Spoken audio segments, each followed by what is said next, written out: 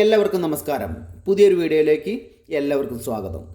കടലാസ് ചെടി അല്ലെങ്കിൽ പേപ്പർ പ്ലാന്റ് എന്നൊക്കെ അറിയപ്പെടുന്ന ബോഗൻവില്ല പ്ലാന്റിനെ അധികമൊന്നും ഇഷ്ടമല്ലായിരുന്നു പണ്ട് പലർക്കും. അതായത് നീണ്ടു നിൽക്കുന്നു, കാട് പോലെ നിൽക്കുന്നു, ഒരുപാട് മുള്ളുകളൊക്കെ ആയിട്ട് നിൽക്കുന്നു, വളരെ കുറച്ച് ഫ്ലവറൊക്കെ ആയി നിന്ന സമയത്ത് അധികമൊന്നും ആർക്കും ഇഷ്ടമല്ലായിരുന്നു. എന്നാൽ ഇപ്പോൾ വിവിധ വർണ്ണങ്ങളിൽ വിവിധ വെറൈറ്റീസിൽ ഹൈബ്രിഡ് വെറൈറ്റീസൊക്കെ വിപണിയിൽ സജീവമായപ്പോൾ നിരവധി പേർക്ക് അല്ലെങ്കിൽ എല്ലാവർക്കും വളരെ ഇഷ്ടപ്പെട്ട പ്ലാന്റായി മാറിക്കഴിഞ്ഞു ബോഗൻവില്ല പ്ലാന്റുകൾ. അധികം നീണ്ടു പോവാത്തതും മുള്ളില്ലാത്തതുമായിട്ടുള്ള വെറൈറ്റീസൊക്കെ ഇപ്പോൾ മാർക്കറ്റിൽ ലഭ്യമാണ്. അധികം കെയറിങ്ങിൻ്റെ ആവശ്യമൊന്നും ഇല്ലാത്ത പ്ലാന്റ്സുകൾ തന്നെയാണ് ബോഗൻവില്ല പ്ലാന്റ്സുകൾ. വർഷത്തിൽ ഒരിക്കൽ പ്രൂൺ ചെയ്ത് കൊടുക്കുക, പ്രൂൺ ചെയ്ത് അങ്ങനെ ബുഷാക്കി അതിൻ്റെ ഒരു കെയറിങ് രീതി, അതായത് ഫെർട്ടിലൈസറും കൂടെ ഒന്ന് പഠിച്ചു കഴിഞ്ഞാൽ ബുഷാക്കി മാറ്റി നല്ല ബോൺസായി ലുക്കിലാക്കി മാറ്റി നല്ല പോലെ 6 മാസം നല്ല പോലെ ഫ്ലവർ തരുന്ന ഒരു വെറൈറ്റീസ് തന്നെയാണ് ബോഗൻവില്ല പ്ലാന്റുകൾ. അപ്പോൾ ഇന്നത്തെ വീഡിയോ ബോഗൻവില്ല പ്ലാന്റ്സിനെ കുറിച്ച് കുറച്ച് കാര്യങ്ങൾ പറയുന്നതിന് വേണ്ടിയിട്ട് ഒരു വീഡിയോ ചെയ്തതാണ്. ഈ കാണുന്നത് മലപ്പുറം ജില്ലയിലെ എൻ്റെ ഒരു ഫ്രണ്ടിൻ്റെ ഗാർഡനാണ്. ഈ ഗാർഡനിൽ നിന്ന് കഴിഞ്ഞ വർഷം വീഡിയോ ചെയ്തിരുന്നു. കഴിഞ്ഞ വർഷം വീഡിയോ ചെയ്ത സമയത്ത് കുറേ അധികം ബോൺസായി ചെടികളൊക്കെ ഉണ്ടായിരുന്നു, പക്ഷേ അത് നോർമൽ വെറൈറ്റീസൊക്കെ ആയിരുന്നു. ഈ പ്ലാന്റ്സുകളൊന്നും അന്ന് വീഡിയോയിൽ ഉൾപ്പെടുത്താൻ സാധിച്ചിരുന്നില്ല. അപ്പോൾ എല്ലാ വെറൈറ്റീസും കാണിച്ചുകൊണ്ട് ഒരു വീഡിയോ ചെയ്യുകയാണ്. ഇത്ര അധികം പ്ലാന്റ്സുകൾ നല്ല ഭംഗിയായിട്ട് തന്നെ നല്ല ഫ്ലവറോട് കൂടി കെയർ ചെയ്ത് മുന്നോട്ട് പോകുന്ന അദ്ദേഹത്തോട് അതിൻ്റെ ഫ്ലവറിങ് ടിപ്സും അതുപോലെ പ്രൂണിങ് രീതിയും ഗ്രാഫ്റ്റിംഗ് രീതിയൊക്കെ ഒന്ന് ചോദിച്ച് മനസ്സിലാക്കാം എന്ന് കരുതിയിട്ട് ചെയ്തിട്ടുള്ള വീഡിയോയാണ്. അതുപോലെ സെയിലുണ്ടോ എന്നൊക്കെ ഒന്ന് ചോദിച്ച് മനസ്സിലാക്കാം. ഈ ഗാർഡൻ മലപ്പുറം ജില്ലയിലെ പോത്തുകല്ല് പഞ്ചായത്തിലെ ഞെട്ടിക്കുളം എന്ന സ്ഥലത്തെ എൻ്റെ ഫ്രണ്ട് കൂടിയായിട്ടുള്ള ജയ്സൽ എന്ന ആളുടെ ഗാർഡനാണ് കാണുന്നത്. ജയ്സലിനെ ഈ ചാനലിലേക്ക് വളരെ സ്നേഹത്തോടു കൂടി സ്വാഗതം ചെയ്യുകയാണ്. ജയ്സലെ, സരോജം ഹോം ഗാർഡൻ എന്ന യൂട്യൂബ് ചാനലിലേക്ക് സ്വാഗതം. Thank you. അപ്പോൾ ജയ്സലിനെ പരിചയപ്പെടുത്തും എല്ലാവർക്കും വേണ്ടി. പോത്തുകല്ല് പഞ്ചായത്തിലെ ഞെട്ടിക്കുളം എന്ന് പറഞ്ഞ സ്ഥലത്താണ് എൻ്റെ വീട്. ഞാൻ ഒരു വെൽഡറാണ്. വെൽഡ് ചെയ്യുന്നുണ്ടല്ലേ? അതെ, വെൽഡിങ് വർക്കാണ് ചെയ്യുന്നത്. അപ്പോൾ അതിൻ്റെ ഒരു പാർട്ട് ടൈം ആയിട്ട് ഒരു പാഷനായിട്ട് എടുത്താണ് എൻ്റെ ഈ ഒരു ഗാർഡനും കാര്യങ്ങളും. ഗാർഡൻ ഒറ്റയ്ക്കാണ് ചെയ്യുന്നത്? ഒരുപാട് പ്ലാന്റ്സുകൾ ഉണ്ടല്ലോ. ഇത് ഞാൻ ഇതുവരെ ഒറ്റയ്ക്കായിരുന്നു, പക്ഷേ ഈ പ്രാവശ്യം എൻ്റെ അമ്മാവനെ കൂടെ കൂട്ടിയിട്ടുണ്ട്. ഇവിടെ എത്താൻ പറ്റിയിട്ടില്ല. ഒരു പുതിയ വണ്ടി എടുത്തല്ലോ. കഴിഞ്ഞ വർഷം വന്ന സമയത്ത് ഈ വണ്ടി ഇല്ലല്ലോ. ഇതൊക്കെ എൻ്റെ ഒരു ക്രൈസാണ്. ഇത് വില്ലേജ് വണ്ടികളോട് ഒരു പ്രത്യേക താല്പര്യമാണ്. ഇത് ജിപ്സി, നമ്മുടെ മാരുതിയുടെ. ശരി. അതുപോലെ തന്നെ ഇത് നമ്മൾ ആദ്യം നമ്മളതിലുണ്ടായിരുന്നു മഹീന്ദ്രയുടെ. ജയ്സലെ, കഴിഞ്ഞ പ്രാവശ്യം നമ്മൾ വീഡിയോ ചെയ്ത സമയത്ത് ഒരുപാട് കമന്റുകൾ വന്നിരുന്നു. അതിൽ ഒരു കമന്റ് ഇതായിരുന്നു: പോത്തുകല്ല് പഞ്ചായത്തിലെ ഞെട്ടിക്കുളം എന്ന് പറഞ്ഞ സ്ഥലത്താണ് ഈ ഗാർഡൻ സ്ഥിതി ചെയ്യുന്നത് എന്നാണല്ലോ വീഡിയോയിൽ പറഞ്ഞത്. ഞെട്ടിക്കുളം ഞെട്ടിച്ചിരിക്കുന്നു എന്നാണ് ഒരു മേഡം പറഞ്ഞത്. അപ്പോ ആ വാക്കിൽ നിന്ന് നമുക്ക് മനസ്സിലാക്കാൻ കഴിയുള്ളൂ, അതായത് ഈ എത്ര അധികം ഫ്ലവറൊക്കെ ഒരു പ്ലാന്റ്സിൽ എങ്ങനെ അത്ര അധികം വരുന്നത് എന്നൊക്കെയാണ് അതിന്റെ ഒരു ഇത് വരുന്നത്. അതിനെ കുറിച്ച് ആ ഫ്ലവറിങ് ടിപ്സ് ഒക്കെ ഒന്ന് അറിയാൻ വേണ്ടി എല്ലാവർക്കും നല്ലൊരു ആകാംക്ഷയോട് കൂടി കാത്തിരിക്കാവോ? അതൊന്ന് പറയോ? അതായത് ആ ഞെട്ടിക്കുക എന്ന് പറഞ്ഞാൽ ആ ഫ്ലവറിങ്ങിന്റെ ആ തിക്നെസ്സും ആ ഫ്ലവർ നമ്മൾ അതിനെ പ്രൂൺ ചെയ്ത രീതിയും ഒക്കെ കണ്ടിട്ടാണ് ആ ഒരു കമന്റ് വന്നിട്ടുള്ളതെന്ന് എനിക്ക് തോന്നുന്നത്. തീർച്ചയായിട്ടും അങ്ങനെയാണല്ലോ. അപ്പൊ നമ്മള് അതെ ആ കമന്റ് ഞാൻ വായിച്ചിരുന്നു. പിന്നെ അതെന്ന് പറഞ്ഞാൽ നമ്മൾ ചെയ്യുന്ന പ്ലാന്റിനെ നമ്മൾ എത്രത്തോളം കെയർ ചെയ്യുന്നു എന്നുള്ളതാണ് അതിന് പ്രധാനമായിട്ട് നമ്മൾ ശ്രദ്ധിക്കേണ്ട ഒരു കാര്യം. മാത്രമല്ല, നമ്മൾ ചെയ്തിട്ടുള്ളത് പിന്നെ ചെറിയ റൂട്ടിലല്ല, നമ്മൾ ചെയ്തിട്ടുള്ളത് നല്ല അത്യാവശ്യം ഏജുള്ള പ്രായമുള്ള റൂട്ട് സ്റ്റോക്കിലാണ് നമ്മൾ ഇതെല്ലാം തന്നെ ചെയ്തിട്ടുള്ളത്. അപ്പൊ നമ്മള് ഇതിനെ നല്ല രീതിയിൽ പ്രൂൺ ചെയ്ത് ബുഷിയാക്കി നിർത്തുക എന്നുള്ളതാണ് ശരിയായിട്ട് നമ്മൾ അതിനെ ഭംഗി കൂട്ടുക എന്നുള്ളതിന്റെ ഒരു ഉദ്ദേശത്തിൽ ചെയ്യുന്നത്. അപ്പൊ നല്ല രീതിയിൽ പ്രൂൺ ചെയ്ത് കഴിഞ്ഞാൽ തന്നെ അതിനെ നല്ലൊരു ബുഷിയായിട്ട് ഷേപ്പ് വരുത്താൻ നമുക്ക് ആദ്യമായിട്ട് കഴിയും. ജയ്സൽ, ഇതിന്റെ ഫെർട്ടിലൈസറിനെ കുറിച്ച് എല്ലാവർക്കും അറിയാൻ വേണ്ടി വളരെയധികം ആകാംക്ഷയോട് കൂടി തന്നെ കാത്തിരിക്കുകയാവും. അപ്പൊ ഇത്ര അധികം ഫ്ലവർ ഒക്കെ വരാൻ വേണ്ടിയിട്ട് എന്തൊക്കെയാണ് ചെയ്യുന്നത് ഒന്നുകൂടെ ഒന്ന് വ്യക്തമാക്കുമോ? അതായത് നമ്മള് ശരിക്കും പറഞ്ഞാല് ഡയറക്റ്റ് സൺലൈറ്റ് ആണ് ഇതിന് മെയിൻ ആയിട്ട് വേണ്ടത്. അതന്നെയാണ് ഒരു മെയിൻ ആയിട്ടുള്ള ഒരു ഫെർട്ടിലൈസർ എന്ന് പറഞ്ഞാൽ സൺലൈറ്റ് ആണ്. അത് ഏകദേശം ഒരു 6-7 മണിക്കൂർ കണ്ടിന്യൂസ് തടവൊന്നുമില്ലാതെ ഡയറക്റ്റ് ഫ്ലവറിന് കിട്ടിക്കഴിഞ്ഞാൽ, പ്ലാന്റിന് കിട്ടിക്കഴിഞ്ഞാൽ ഫ്ലവറിങ്ങിന്റെ കാര്യത്തിൽ 99% അത് മതി. മെയിൻ ആയിട്ട് സൺലൈറ്റ് തന്നെ. അതെ, സൺലൈറ്റ്. കഴിഞ്ഞ പ്രാവശ്യം നമ്മൾ പറഞ്ഞിരുന്നു ചാണകപ്പൊടി, അതുപോലെ എല്ലുപൊടി, വേപ്പിൻ പിണ്ണാക്ക് ഇതെല്ലാം പുളിപ്പിച്ചിട്ടാണ് നമ്മൾ ഉപയോഗിച്ചിരുന്നത്. അതിൽ നിന്നും മാറ്റം വരുത്തിയിട്ട് ഈ പ്രാവശ്യം നമ്മൾ പുതിയൊരു പരീക്ഷണം എന്ന അടിസ്ഥാനത്തിൽ കെമിക്കൽ ഫെർട്ടിലൈസർ ആയിട്ടുള്ള പൊട്ടാഷ് അതേപോലെ DAP ഇത് രണ്ടും 15 ദിവസം കൂടുമ്പോൾ മാറി മാറി ഉപയോഗിക്കുക എന്നുള്ള രീതിയിലാണ് ഈ പ്രാവശ്യം ഞാൻ ശ്രമിച്ചുകൊണ്ടിരിക്കുന്നത്. അപ്പോൾ ആ ഒരു രീതിയിലാണ് ഈ പ്രാവശ്യം ഞാൻ ഇതിന് ഉപയോഗിച്ചുകൊണ്ട് ഇരിക്കുന്നത്. പിന്നെ നമ്മൾ ഫ്ലവർ തുടങ്ങി കഴിഞ്ഞ് നമ്മൾ സെക്കൻഡ് സ്റ്റേജ് ഫ്ലവർ വരുന്ന സമയത്ത് ജസ്റ്റ് നൈസായിട്ടൊന്ന് പ്രൂൺ ചെയ്ത് കൊടുക്കുക. പിന്നെ ഈ തെറിച്ച് ഇങ്ങനെ വരുന്ന ഇതൊക്കെ കമ്പുകളൊക്കെ ഒന്ന് വെട്ടി കൊടുക്കുക. അതെ അതെ അതെ, നമ്മൾ ഷേപ്പ് ആക്കി നിർത്തണം. അപ്പോഴേ ആ ഫ്ലവറിന് ഒരു ഭംഗി കിട്ടുള്ളൂ. പ്ലാന്റിന് എല്ലാവർക്കും ഉള്ള ഒരു പ്രശ്നം എന്താ വെച്ചാൽ വെട്ടി കൊടുക്കൂല. കാരണം ഇങ്ങനെയുള്ള ഒരു പ്ലാന്റിനെ ശരിക്കും ഇതൊന്നും അല്ല, ശരിക്കും നല്ല രീതിയിൽ വെട്ടി കൊടുക്കണം. ഇത് ശരിക്കും പ്രൂൺ ചെയ്യാൻ മടിയാണ്. കാരണം ഇത് ഫ്ലവർ ഉണ്ടല്ലോ, അപ്പൊ ഇത് വെട്ടി അതിന്റെ ഭംഗി പോലോ എന്നൊക്കെ തോന്നും. പക്ഷെ അങ്ങനെയല്ല, ശരിക്കും നമ്മൾ നല്ല രീതിയിൽ പ്രൂൺ ചെയ്ത് കൊടുത്താൽ 3-4 പ്ലാന്റ് നല്ല റൗണ്ട് ആയിട്ട് തന്നെ നിൽക്കുന്നുണ്ട്. ഇത് ഇങ്ങനെ പ്രൂൺ ചെയ്ത് വെച്ചിട്ടുള്ള ഒരു പ്ലാന്റ്. ഇതെല്ലാം ഇതിൽ ഫ്ലവർ വന്ന് പിടിച്ചു വന്നിട്ടുണ്ട്. ഫ്ലവർ മുട്ടിട്ട് തുടങ്ങിയിട്ടുണ്ട്, നല്ല രീതിയിൽ മുട്ടിട്ട് വന്നിട്ടുണ്ട്. ഒരു 15 ദിവസം കൊണ്ട്, ഏകദേശം ഒരു 15 ദിവസം കൊണ്ടൊക്കെ നല്ല രീതിയിൽ ഫ്ലവർ ആകും.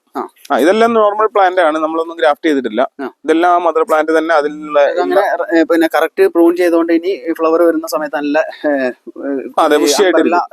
വിടർത്തി വെച്ച്.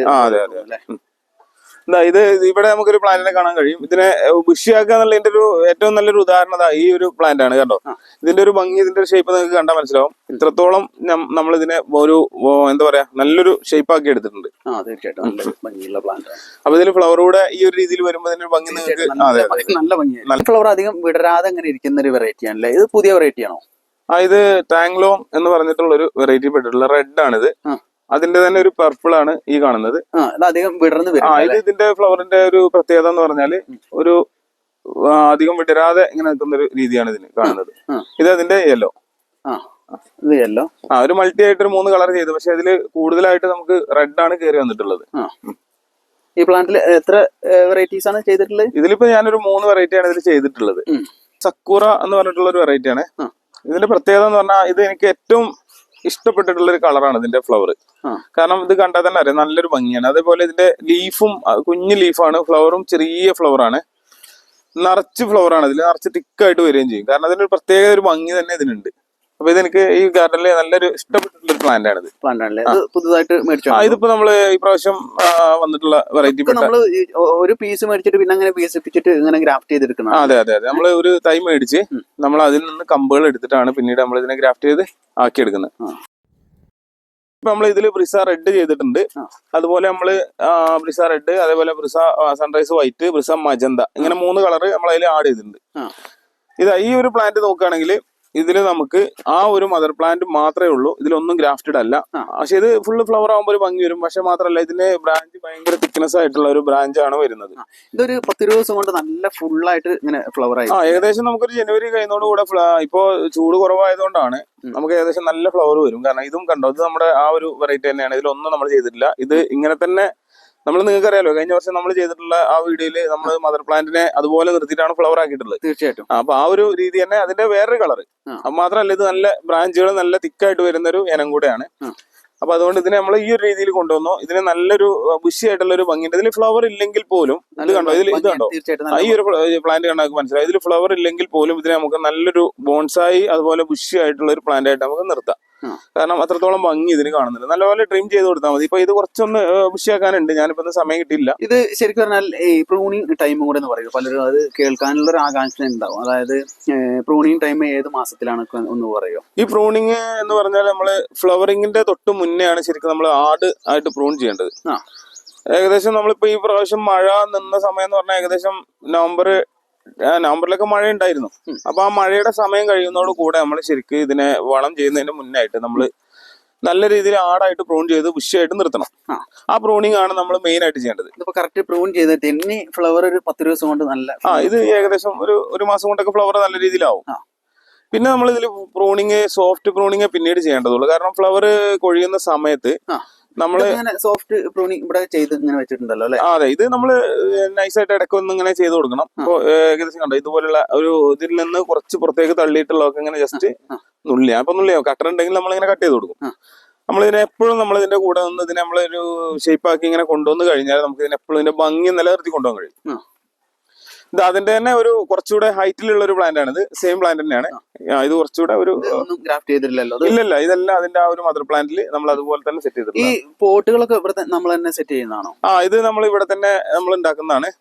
നമ്മൾ തന്നെ ഇവിടെ ചെയ്തിട്ട് അതിൽ തന്നെ നമ്മൾ സെറ്റ് ചെയ്യുന്നത്. കാരണം നമ്മൾ ഇതിന്റെ ഫുള്ള് ഈ പ്രാവശ്യം നമ്മളെല്ലാം സിമെന്റ് ബോട്ടിൽ ചെയ്യാന്നുള്ളൊരു പ്ലാനിലാണ് നമ്മൾ ചെയ്തിട്ടുള്ളത്.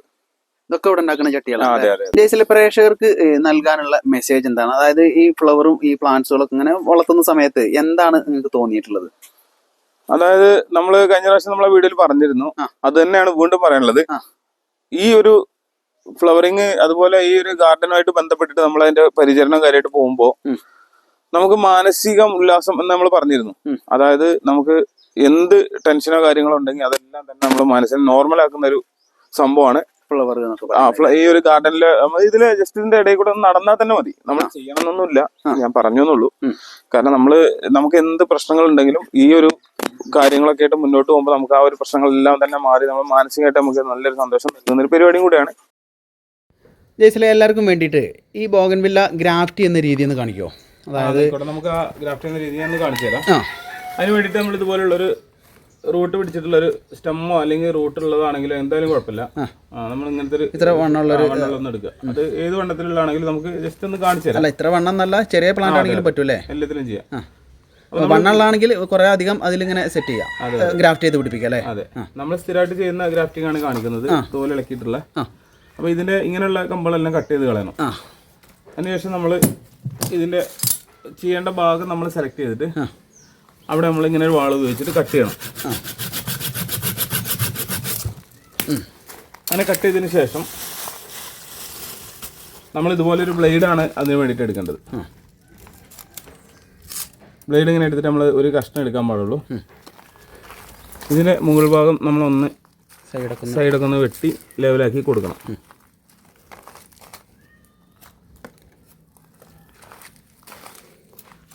അതിനുശേഷം ഗ്രാഫ്റ്റ് ചെയ്യാനായിട്ടുള്ള ഇതുപോലത്തെ ഒരു കമ്പാണ് നമ്മൾ എടുക്കുക. അധികം ഏതാണ് നമ്മൾ ഉദ്ദേശിക്കുന്ന വെറൈറ്റി? ഏത് വെറൈറ്റി ആണെങ്കിലും മൾട്ടി കളർ ആണെങ്കിലും സിംഗിൾ ആണെങ്കിലും ഒക്കെ ഇതുപോലെയുള്ള കമ്പുകൾ എടുത്തിട്ട് ഒരു 5 ഇഞ്ച് 6 ഇഞ്ച് എത്ര വേണ്ടി വരും? നമുക്കൊരു ലീഫ് ബോർഡ് ഒരു 3-4 ലീഫ് ബോർഡ് കിട്ടുന്ന രീതിയിൽ ഒരു 10 സെൻറ്റി ഇതുപോലെ ഒരു 4 ഇഞ്ച് 5 ഇഞ്ച് ലെവലിൽ നമ്മൾ എടുത്തു. അപ്പോൾ നമുക്ക് ജസ്റ്റ് ഒന്ന് കാണിക്കാൻ വേണ്ടിയിട്ട് ഞാൻ 2 എടുത്ത് ചെയ്ത് കാണിക്കാം. നമുക്കിതിൽ ചെയ്യുമ്പോൾ നമ്മൾ ഒരുപാട് അടുപ്പിച്ച് ചെയ്യരുത്, കാരണം ഇത് വളർന്നു വന്നതിന് വണ്ണം അതും കൂടെ കണക്കാക്കണം. അതെ, കുറച്ച് ഗ്യാപ്പ് ഇട്ട് ചെയ്യണം. അപ്പോൾ ഏകദേശം ഈ ഒരു ഇതിൽ നമുക്കൊരു 3 ചെയ്യാണ് ഏറ്റവും നല്ലത്. അപ്പോൾ ഞാൻ ചെയ്യുന്ന രീതി കാണിച്ചിട്ട് നമ്മൾ ആദ്യം തുടക്കത്തിൽ അങ്ങനെ ഫില്ലാക്കി വെക്കരുത് എന്നാണ് പറഞ്ഞത്. അതെ അതെ, ഇതുപോലെ കട്ട് ചെയ്യുക. ബ്ലേഡ് ഉപയോഗിച്ചിട്ട് ഇതുപോലെ കട്ട് ചെയ്തെടുക്കണം. അപ്പോൾ വി കട്ട് ചെയ്യുമ്പോൾ നല്ല ഷാർപ്പായിട്ട് വരണം, നമുക്ക് കാണാൻ കഴിയും.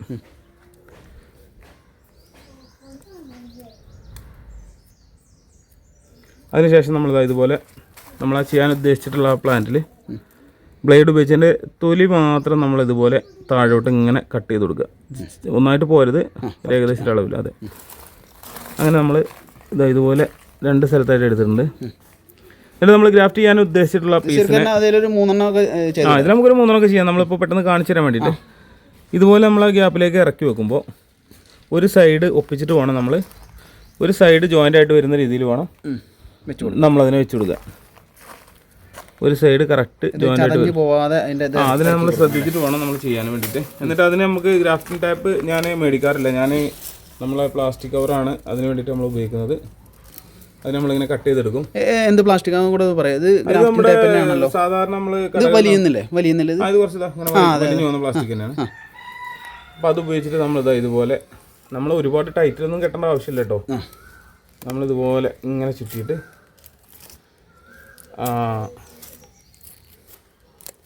ഇതുപോലെ കൊണ്ടുവന്ന് കെട്ടിയിട്ട് നിർത്തുക.